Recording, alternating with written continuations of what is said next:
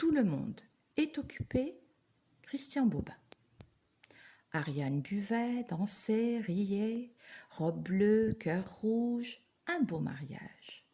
Boissons, danses et confidences. Un château avait été loué pour l'occasion. Château, c'était beaucoup dire, plutôt une grosse ferme avec des salles immenses, des murs épais et des plafonds bas.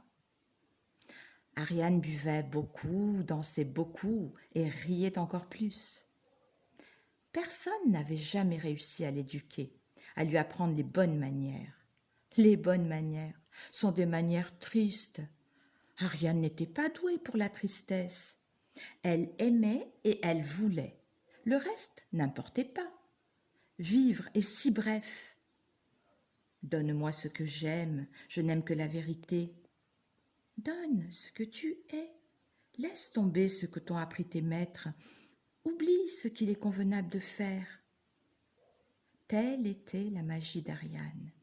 Une rare plénitude d'être là, fraîche, simplifiée, simplifiante.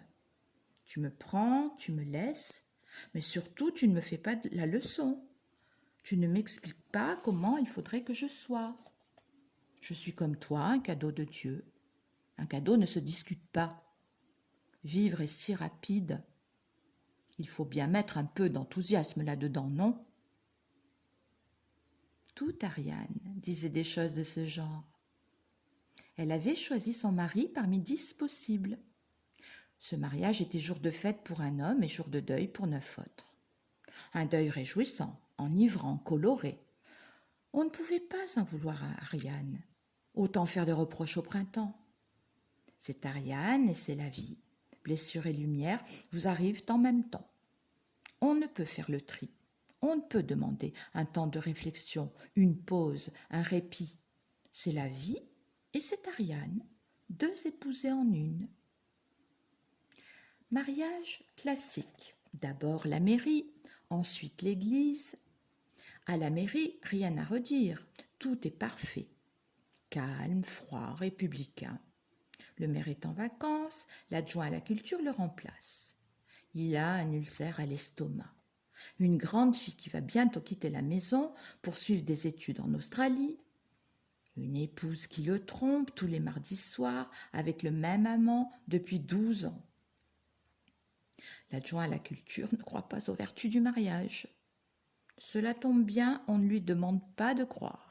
On lui demande seulement de réciter quelques articles de loi sans mettre le ton, surtout sans mettre le ton. Il s'acquitte très bien de sa tâche.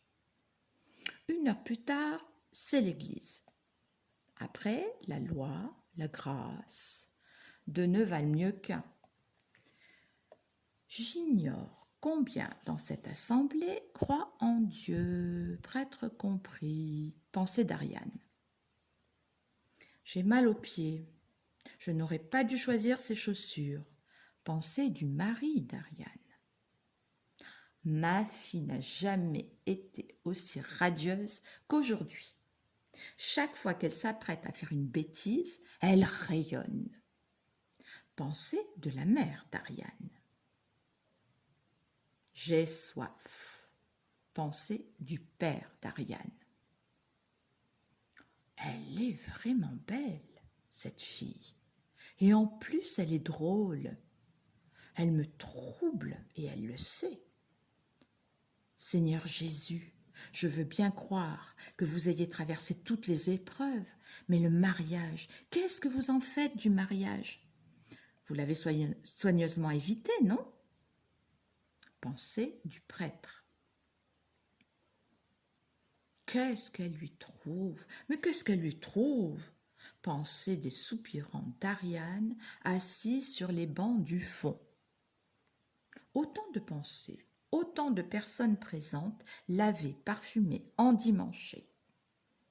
Le prêtre oublie son émotion, rattrape sa croyance in extremis, redevient prêtre et accomplit son travail qui n'est pas mince.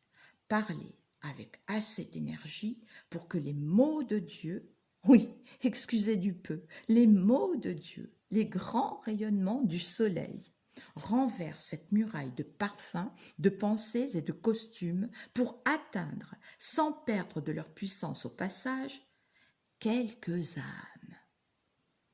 Au moins quelques âmes. Au moins une seule, et ce serait gagné. Évidemment, c'est impossible à savoir. Bon, allons-y. Le prêtre parle.